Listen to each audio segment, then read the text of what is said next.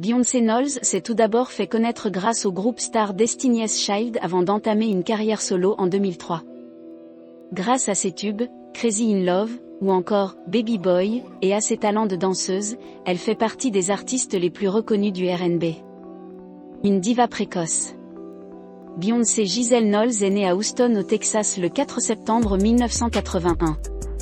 La famille Knowles est une petite entreprise. Papa est son manager, maman est sa styliste personnelle. Elle a aussi une petite sœur, Solange, devenue également chanteuse. La carrière de Beyoncé démarre très tôt. Dès l'âge de 4 ans, elle commence à danser et à chanter. L'aventure Destiny's Child. En 1989, Beyoncé a 8 ans. Elle rencontre Latavia Robertson au cours d'un casting avec laquelle elle forme un groupe baptisé Girl Team. 3 années plus tard, Kelly Rowland et LeToya Luckett les rejoignent pour former les Destiny's Child. En 1997, elles signent chez Columbia Records et apparaissent pour la première fois sur la scène internationale. Leur premier morceau, Killing Time, figure sur la bande originale du film Men in Black. En 1999, l'album The Writing is on the Wall se vend à plus de 10 millions d'exemplaires, porté par des tubes comme Jampin, Bill Bill Bill ou C'est My Name, qui restera numéro 1 des charts singles américains pendant 9 semaines. En 2000, LeToya et Latavia quittent le groupe et sont remplacés par Michelle Williams et Farrah Franklin, qui ne restera que 5 mois. Les Destiny's Child sont désormais un trio dont le succès ne se dément pas grâce à l'album Survivor.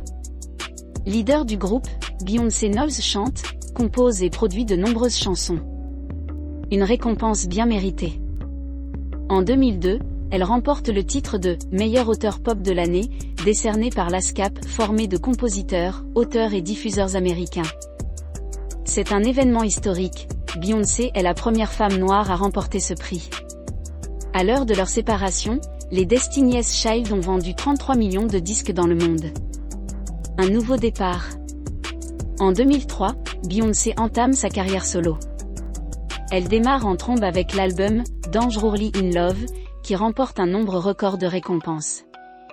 Différent du son des Destiny's Child, l'album est fait en collaboration avec de nombreux artistes de renom, Missy Elliott, Gigi, Sean Paul, Mark Batson, Mario Winans, Desrois et MRB, Big Boy des Outkast, Rich Harrison, Fanatic, Scott Storch, Luther Vandross et même I.Am.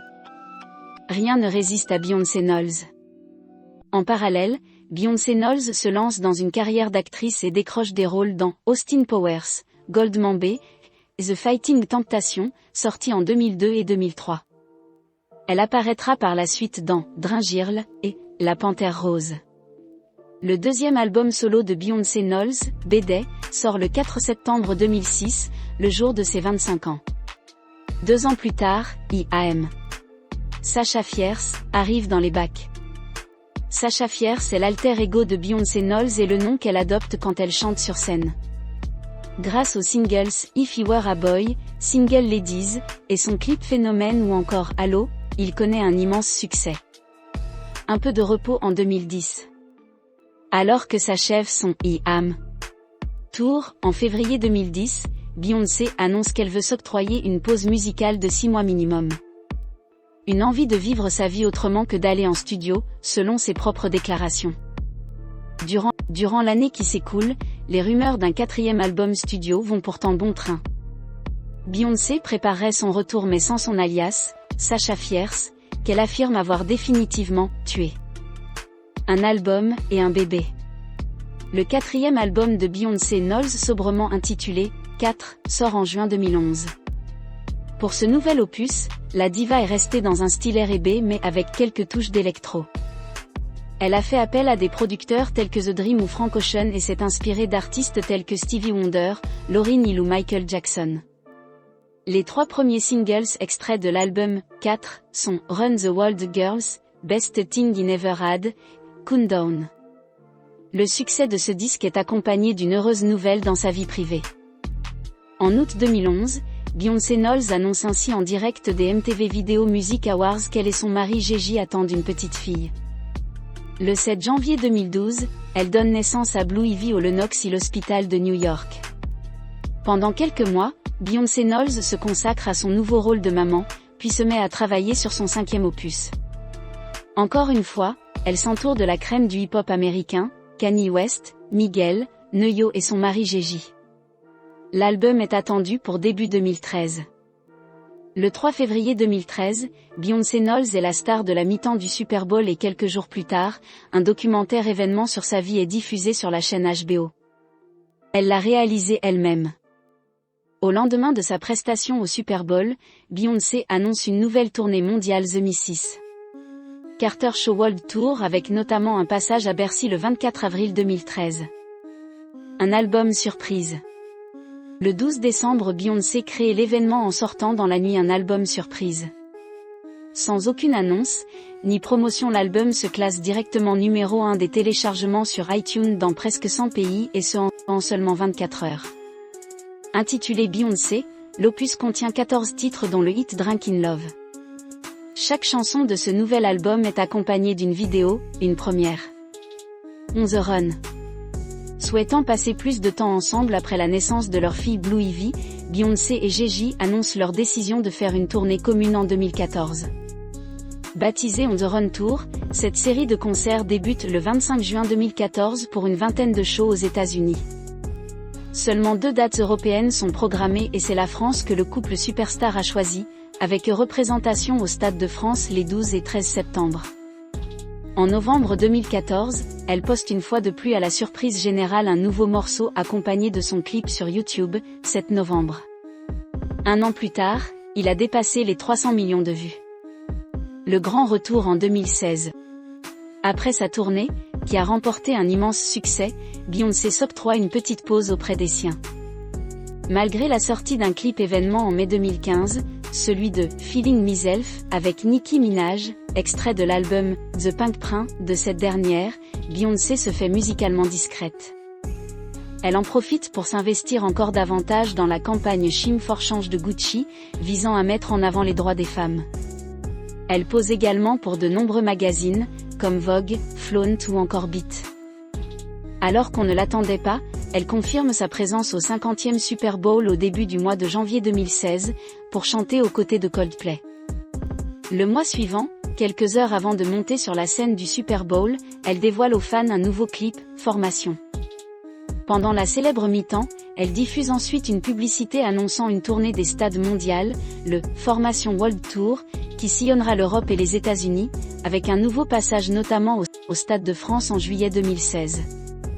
Les billets se vendent comme des petits pains, puisque quelques semaines seulement après la mise en place, des dizaines de stades affichent déjà complets. Peu présente dans les médias depuis plusieurs mois, Queen Bey fait exploser Internet le 1er février 2017 en annonçant être enceinte de jumeaux. Lemonade. Le 16 avril 2016, Beyoncé sort le trailer d'un projet appelé Lemonade.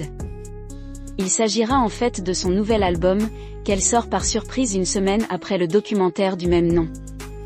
Débutant directement au sommet du Billboard 200, Lemonade permet à Beyoncé d'être la première artiste à avoir 6 numéros 1 au top. Et ce n'est pas tout. En effet, Queen Bey voit aussi les 12 chansons de l'album tout entrer au classement, ce qui en fait la première artiste féminine à avoir 12 chansons classées en même temps. Rien que ça.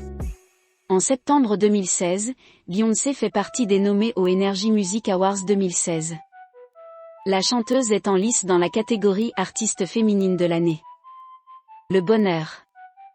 En janvier 2017, Beyoncé annonce qu'elle se produira au festival de Coachella, avant d'annuler sa performance. Étant enceinte, ses médecins lui ont déconseillé de se produire.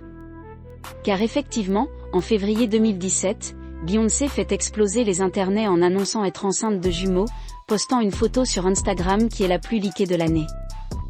Les jumeaux, Rumi et Sœur, naissent le 13 juin. On la retrouve ensuite sur un remix de « Mi-Jante » de J Balvin et Willy William, sur lequel elle fait aussi chanter sa fille Blue Ivy. Tous les bénéfices de la vente ont été versés aux victimes des ouragans qui ont secoué l'Amérique durant l'été. Le 10 novembre, elle apparaît en duo avec Eminem sur le titre « Walk on Water ». 20 jours plus tard, c'est au tour d'Ed Sheeran d'annoncer qu'elle apparaît sur le remix de sa chanson « Perfect », intitulée « Perfect Duet ».